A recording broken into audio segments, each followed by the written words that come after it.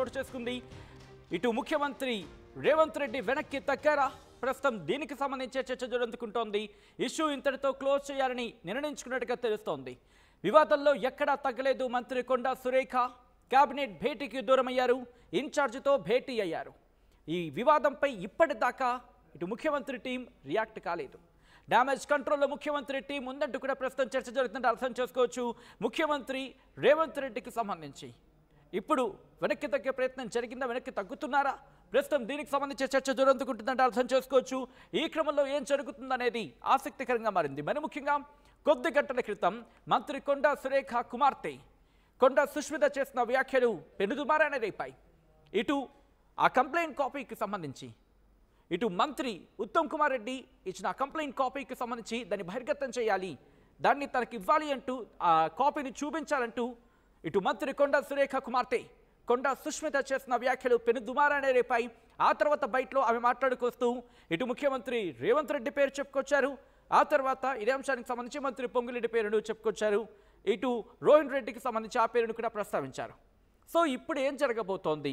ఈ అన్నిటితో పాటు ఇటు సలహాదారుగా, ముఖ్యమంత్రి సలహాదారుగా, ప్రభుత్వ సలహాదారుగా ఉన్న వేం నరేందర్ రెడ్డి పేరును కూడా ప్రస్తావించారు ఆమె. సో ఇలా చాలా పేర్లు, కీలకమైన పేర్లు కాంగ్రెస్ పార్టీకి సంబంధించి ఏకంగా స్వయాన ముఖ్యమంత్రి పేరు ప్రస్తావించడంతోనే ఒక్కసారిగా దీపావళికి ముందే ఒక ఢమాల్ లాంటి, బాంబు లాంటి వార్త ఇటు ఒక్కసారిగా ఇటు తెలంగాణ రాజకీయాల్లో ఒక్కసారిగా అగ్ని రాజేస్తుందని చెప్పుకోవాలి. ఇప్పుడు ఎలా వెళ్ళబోతోంది కాంగ్రెస్? మరి ముఖ్యంగా కాంగ్రెస్ పార్టీ ఈ ఇష్యూని కామ్ డౌన్ చేసేందుకు తీవ్రంగా ప్రయత్నం చేస్తోంది. ఇటు పీసీసీ చీఫ్ కావచ్చు, లేకపోతే తెలంగాణ కాంగ్రెస్ ఇన్ఛార్జ్ కావచ్చు, అందరూ కూడా వాళ్ళ ప్రయత్నాల్లో ముమ్మరమయ్యారు. ఏం జరుగుతోంది? ఇటు ఈ ఇష్యూ ఇప్పుడు క్లోజ్ చేసే ప్రయత్నంలో ఎంతవరకు వచ్చింది? ఇది తగ్గుతుందా, సర్దుమణుగుతుందా, ఇంకా కంటిన్యూ కాబోతోందా? కాంగ్రెస్ పార్టీలో ఏం జరుగుతోంది డీటెయిల్గా తెలుసుకునే ప్రయత్నం చేద్దాం. మా ప్రతినిధి మధు ఈ అప్డేట్ని ఎప్పటికప్పుడు ఫాలో చేస్తున్నారు, మధు దగ్గరికి వెళ్ళే ప్రయత్నం చేస్తున్నారు. అంతకన్నా ముందు ఇదే అంశానికి సంబంధించి మంత్రి కొండా సురేఖ రియాక్ట్ అయ్యారు. ఆమె ఏమంటున్నారో చూద్దాం. మీడియా మిత్రులందరికీ కూడా నమస్కారం. ఈరోజు మా AICC general secretary Meenakshi madam గారి దగ్గరికి రావడం జరిగింది. మా పిసిసి ప్రెసిడెంట్ గారు కూడా ఇక్కడికి రావడం జరిగింది. వారి దగ్గరికి వచ్చి నేను నా యొక్క ఆలోచనలు, మరి నాకున్నటువంటి ఇబ్బందులు వారితోటి షేర్ చేసుకోవడం జరిగింది. వారందరూ కూడా కూర్చొని మాట్లాడి దీనికి ఒక సొల్యూషన్ తీసుకొస్తామని చెప్పారు. అది వాళ్ళకు వదిలేసి నేను వాళ్ళకి చెప్పాల్సింది చెప్పి వాళ్ళకే అప్పచెప్పి ఈరోజు ఏది నిర్ణయం తీసుకున్నా కూడా వాళ్ళు ఇచ్చిన ఆదేశాల మేరకు నేను ముందుకు పోతానని తెలియజేస్తాను. అదే చెప్పారు, వాళ్ళకు వదిలేశాను, వాళ్ళు మేము చూసుకుంటాము, మేము చూసుకొని మేము కోఆర్డినేట్ చేస్తామని చెప్పడం జరిగింది. అవన్నీ నేనేమి కామెంట్ చేయదలుచుకోలేదండి. అవన్నీ మీ అన్నీ తెలిసినవన్నీ అడగద్దు దయచేసి. నేను మీడియా వాళ్ళని, ఎందుకంటే మిమ్మల్ని దాటేసి వెళ్ళడం కరెక్ట్ కాదు అని చెప్పి మీ ముందటికి వచ్చి నేను చెప్పడం జరుగుతూ ఉంది. కేవలం నేను కలవడానికి వచ్చాను, చెప్పాల్సిన చెప్పాలనుకున్నాను, చెప్పాను. వారం వాళ్ళకు వదిలేసి నేను వెళ్తా ఉన్నాను. ఆ సొల్యూషన్ రైట్, అది మంత్రి కొండా సురేఖ చేసిన వ్యాఖ్యలు. ఇటు పిసిసి చీఫ్ మహేష్ కుమార్ గౌడ్, అలాగే తెలంగాణ కాంగ్రెస్ ఇన్ఛార్జ్ మీనాక్షి నటరాజన్తో భేటీ అయ్యారు. ఆ భేటీలో ఏం జరిగింది, ఎటువంటి చర్చలు జరిగాయి, ఎటువంటి చర్చ వచ్చింది, మీకు అన్నీ తెలిసిన విషయాలే. దీనికి సంబంధించి అంటే దాదాపుగా మీడియాలో ఏ చర్చ అయితే జరుగుతుందో అదే అంశానికి సంబంధించి, ఆ వివాదానికి సంబంధించి భేటీ అయ్యారు, భేటీలో మాట్లాడారు. ఇటు ఆ విషయానికి సంబంధించి మేము పరిశీలిస్తాం, మేము వాటిని సర్ది చేసే ప్రయత్నం చేస్తాం అనే అంశానికి సంబంధించి ఇటు మీనాక్షి నటరాజన్ కావచ్చు, లేకపోతే పిసిసి చీఫ్ మహేష్ కుమార్ గౌడ్ కావచ్చు, వీళ్ళు చర్చించినట్టుగా తెలుస్తోంది. ఈ క్రమంలో ఈ అంశానికి సంబంధించి ఎంతవరకు వచ్చింది, ఇటు పిసిసి మరి ముఖ్యంగా తెలంగాణ కాంగ్రెస్ ఏం చేయబోతుంది అంటే తెలంగాణ కాంగ్రెస్ ఇన్ఛార్జ్గా మీనాక్షి నటరాజన్ ఉన్నారు, పిసిసిగా మహేష్ కుమార్ గౌడ్ ఉన్నారు. ఎటువంటి డిస్కషన్ జరిగింది, ఇటు ముఖ్యమంత్రి రేవంత్ రెడ్డితో ఈ అంశానికి సంబంధించిన చర్చ ఎంతవరకు వచ్చింది, ఏం జరగబోతోంది, ఈ ఇష్యూ క్లోజ్ అయ్యిందా, అవుతోందా, అయ్యే క్రమంలో ఉందా, డీటెయిల్గా తెలుసుకునే ప్రయత్నం చేద్దాం. మా ప్రతినిధి మధు అప్డేట్స్ అందించేందుకు ఫోన్ లైన్లో సిద్ధంగా ఉన్నారు. మధు, ఇటు ముఖ్యమంత్రి రేవంత్ రెడ్డి వర్సెస్ మంత్రి కొండా సురేఖ వివాదంలో ఈ ఇష్యూ ఎంతవరకు వచ్చింది, క్లోజ్ అయిపోయిందా, అవుతోందా, అవుతున్న క్రమంలో ఉందా? నిన్న కేబినెట్ సమావేశానికి కొండా సురేఖ దుమ్మా కొట్టారు. AICC general secretary, Telangana Congress party incharge Meenakshi నటరాజన్తో దాదాపు 3 గంటల సేపు భేటీ అయ్యారు. ఆ ఏకాంత భేటీలో కొండా సురేఖతో పాటు కొండా సుస్మితా పటేల్ కూడా భేటీలో పాల్గొన్నారు. జరిగిన టోటల్ ఇన్సిడెంట్ ని, అంటే తెలంగాణలో కాంగ్రెస్ అధికారంలోకి వచ్చినప్పటి నుంచి ఇప్పటి వరకు జరిగినటువంటి అంశాలన్నిటినీ వారికి జరిగినటువంటి అన్ని అంశాలను ఏఐసిసి ఇన్ఛార్జ్ కి చెప్పే ప్రయత్నం చేశారు పూర్తి స్థాయిలో. తర్వాత లాస్ట్ హాఫ్ అన్ అవర్ లో, లాస్ట్ ఒక 30 minutes ముందు, భేటీ ముగిసే ముందు పిసిసి చీఫ్ మహేష్ కుమార్ గౌడ్ వెళ్లారు, ఆయన భేటీ అయ్యారు. సో వీళ్ళంతా కూడా చర్చించుకున్న తర్వాత ఒక క్లారిటీ, ఈ ఇష్యూని ఇక్కడితో ఫుల్ స్టాప్ పెడదామనేటువంటి నిర్ణయానికి వచ్చారు. కానీ కొండా సురేఖ మాత్రం కేబినెట్ కి డుమ్మా కొట్టారు. తర్వాత కొండా సుస్మిత వీడియోల రూపంలో డైరెక్ట్ గా సీఎం కోటని, సీఎం టీమ్ ని టార్గెట్ చేశారు. డైరెక్ట్ గా ముఖ్యమంత్రి రేవంత్ రెడ్డిని ఆమె టార్గెట్ చేస్తూ మాట్లాడారు. రోహిన్ రెడ్డి, వేం నరేందర్ రెడ్డి, పొంగులేటి శ్రీనివాస్ రెడ్డి, రేవంత్ రెడ్డి, మొత్తం రెడ్డిలంతా కలిసి బీసీలను అణగదొక్కుతున్నారు అనేటువంటి స్టేట్మెంట్ ఆమె వీడియోలో చెప్పడంతో ఒకసారి కాంగ్రెస్ పార్టీ షేక్ అయినటువంటి సిచ్యువేషన్, ఏం జరుగుతుందో తెలుసుకునే ప్రయత్నం చేశారు ఏఐసిసి ఇన్ఛార్జ్ మీనాక్షి నటరాజన్. దాదాపు కొండా సురేఖ కోసం వెయిట్ చేసి 3 గంటల సమయంతో స్పెండ్ చేయడం ఇది ఒక ఉదాహరణ. ఏం జరిగింది డీటెయిల్ గా అన్ని వివరాలు తెలుసుకునే ప్రయత్నం చేశారు.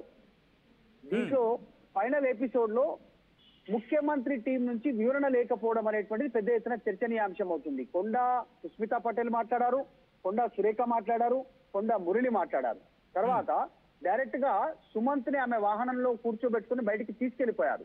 ఇంత జరిగినా ఆమె చేసినటువంటి ఆరోపణలు ముఖ్యమంత్రి మీద, వేం నరేందర్ రెడ్డి మీద, పొంగులేటి శ్రీనివాస్ రెడ్డి మీద, తర్వాత రోహిన్ రెడ్డి మీద, వీళ్ళందరిపైన చేసినా కూడా ఇంతవరకు వివరణాత్మకమైనటువంటి ఒక నోటు రాని, వీడియో గాని, క్లారిటీ గాని ఇవ్వకపోవడంతో ఏం అంటే కొండా సురేఖ కూతురు చేసినటువంటి స్టేట్మెంట్లు అవన్నీ కూడా ప్రస్తుతం చర్చనీయాంశం అవుతున్నాయి మరొకసారి. సో మొత్తానికి ఈ ఇష్యూ ఇక్కడితో క్లోజ్ అయిందా? ఫ్యూచర్ లో ఆమె మళ్ళీ ముఖ్యమంత్రి రేవంత్ రెడ్డితో కలుస్తారా? కేబినెట్ లో మరి ఫ్యూచర్ లో రేపు 23 తారీఖు రోజు మళ్ళీ కేబినెట్ సమావేశం ఉందంటున్నారు. ఆ సమావేశానికి కొండా సురేఖ హాజరవుతారా? ఇట్లే రెబల్ ఎజెండా, తిరుగుబావుట ఎగరవేయడానికి సిద్ధంగా ఉంటారా? అసలు ఏఐసిసి అధిష్టానం నుంచి ఏ హామీ లభించింది?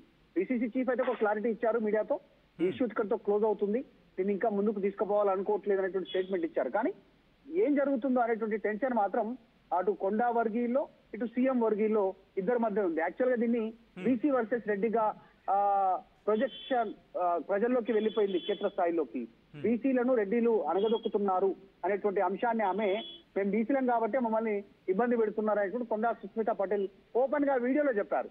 కాబట్టి ఆ ప్రొజెక్షన్ లోకి వెళ్లకుండా జాగ్రత్త పడుతున్నట్టుగా కనిపిస్తా ఉంది ఏఐసిసి అధిష్టానం.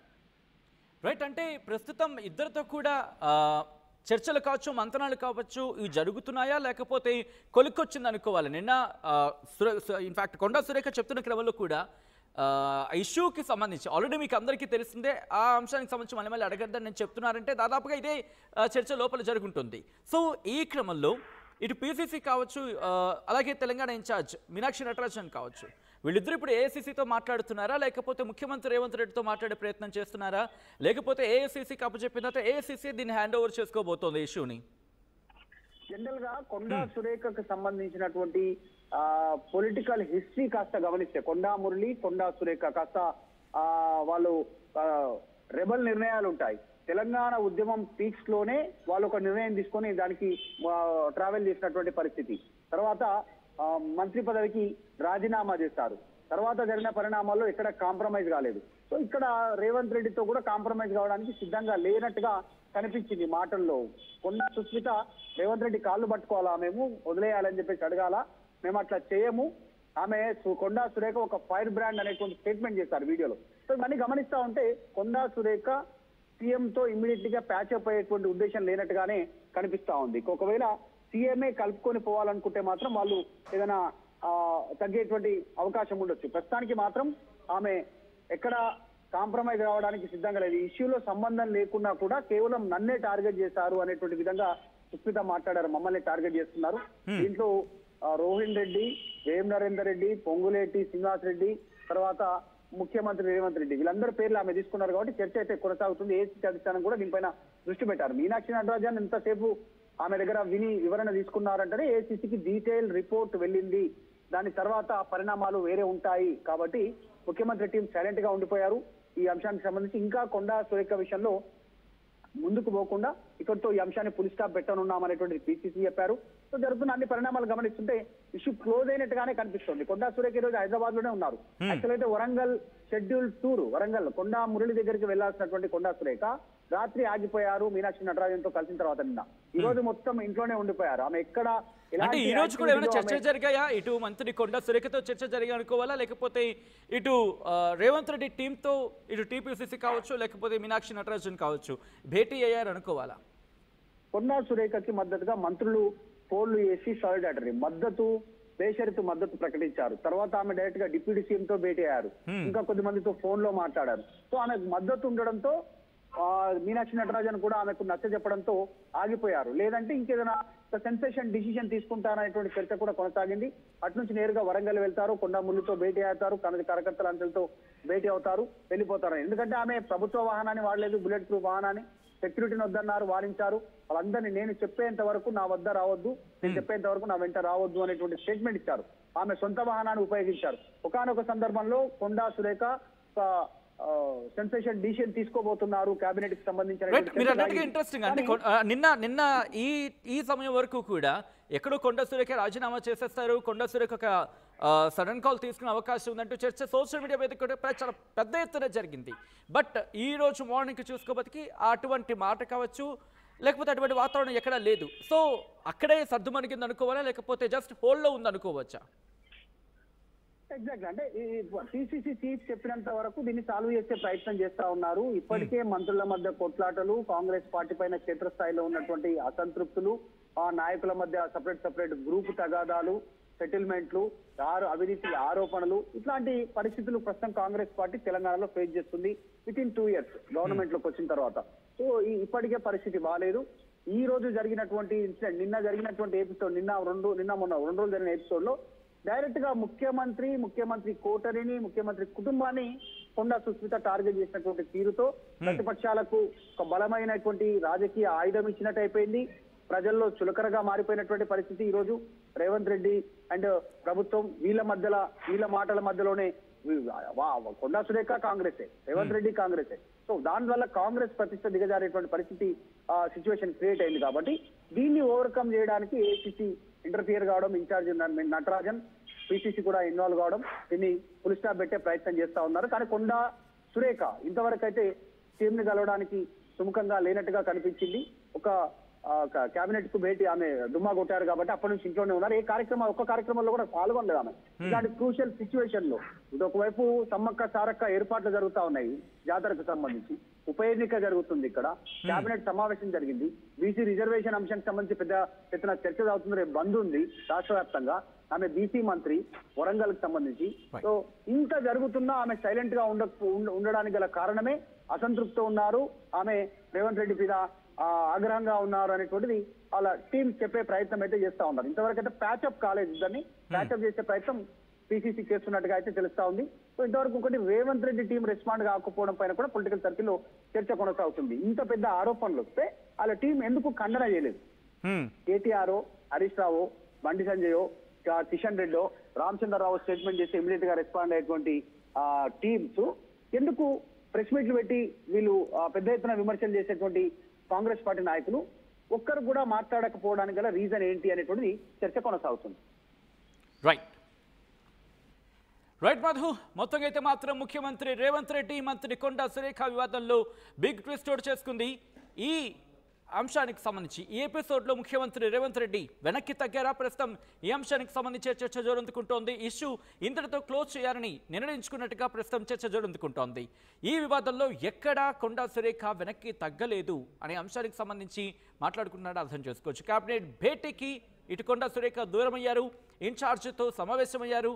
దాంతోపాటు ఇంకా చెప్పాలంటే డిప్యూటీ ముఖ్యమంత్రి భట్టి విక్రమార్కతో కూడా భేటీ అయిన అంశానికి సంబంధించి ఆ చర్చ జోరందుకున్న సందర్భం. ఈ నేపథ్యంలో ఈ వివాదంపై ఇప్పటిదాకా ముఖ్యమంత్రి రేవంత్ రెడ్డి టీం రియాక్ట్ కాలేదు.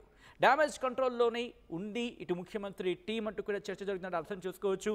ఏం జరగబోతుంది అనేది ఆసక్తికరంగా మారింది. మీరేమనుకుంటున్నారు? కమెంట్ చేసే ప్రయత్నం చేయండి. బట్ ఇదే అంశానికి సంబంధించి అసలు ఇంతటి వివాదం, అంటే ఈ వివాదం ఇంత తారాస్థాయికి చేరుకోవడానికి కారణం కొండా సుష్మిత చేసిన వ్యాఖ్యలు. ఈ అంశానికి సంబంధించి కొండా సుష్మిత ఎప్పుడైతే ఆ సెన్సేషనల్ వ్యాఖ్యలు చేశారో ఇటు తెలంగాణ రాజకీయాల్లో ఒక్కసారిగా హీట్ పెరిగిపోయింది. ఇందుకు కొండా సుష్మిత చేసిన వ్యాఖ్యలేంటి ఇప్పుడు చూద్దాం.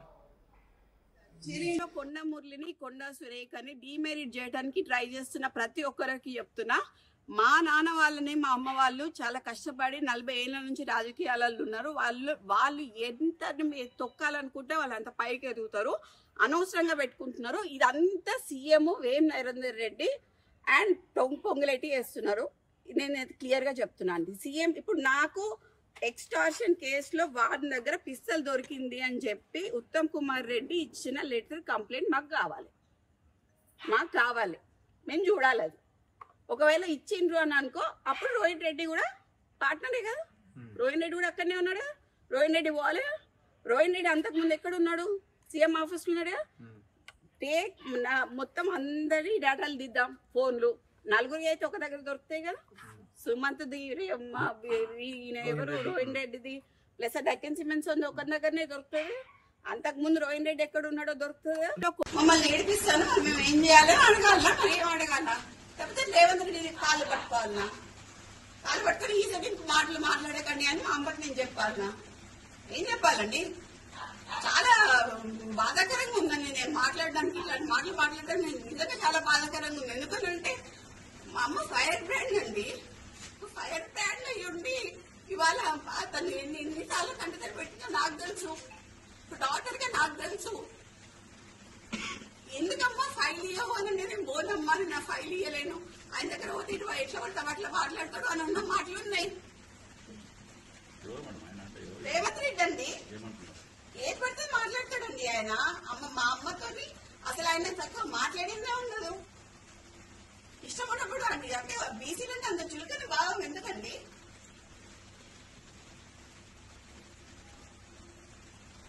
ఒక మీటింగ్ జరిగిందండి ఢిల్లీలో,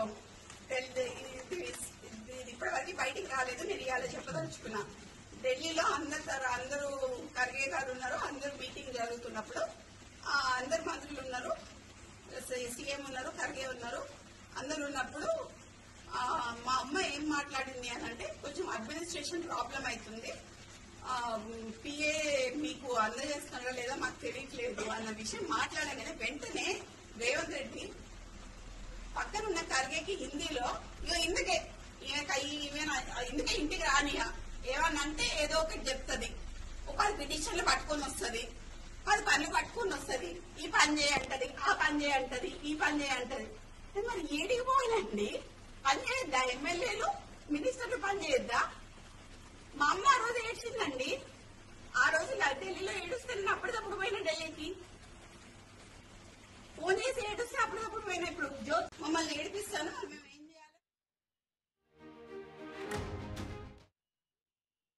కాలు పట్టుకొని ఈ సైడ్ మాటలు మాట్లాడకండి అని మా అమ్మకి నేను చెప్పాలన్నా, ఏం చెప్పాలండి? చాలా బాధాకరంగా ఉందండి నేను మాట్లాడడానికి. ఇలాంటి మాటలు మాట్లాడడానికి నేను నిజంగా చాలా బాధాకరంగా ఉంది. ఎందుకంటే మా అమ్మ ఫైర్ బ్రాండ్ అండి, ఫైర్ బ్రాండ్ అయ్యుండి ఇవాళ తను ఎన్నిసార్లు కంటిదలు పెట్టినా నాకు తెలుసు, డాక్టర్ గా నాకు తెలుసు. ఎందుకమ్మా ఫైల్ ఇవ్వవు అని నేను బోనమ్మా, నా ఫైల్ ఇవ్వలేను, ఆయన దగ్గర పోతే ఇటు ఎట్లా పడతాం అట్లా మాట్లాడతాడు అని ఉన్న మాటలు ఉన్నాయి. రేవంత్ రెడ్డి అండి ఏది పడితే మాట్లాడతాడండి ఆయన. మా అమ్మతోని అసలు ఆయన చక్కగా మాట్లాడిందే ఉండదు.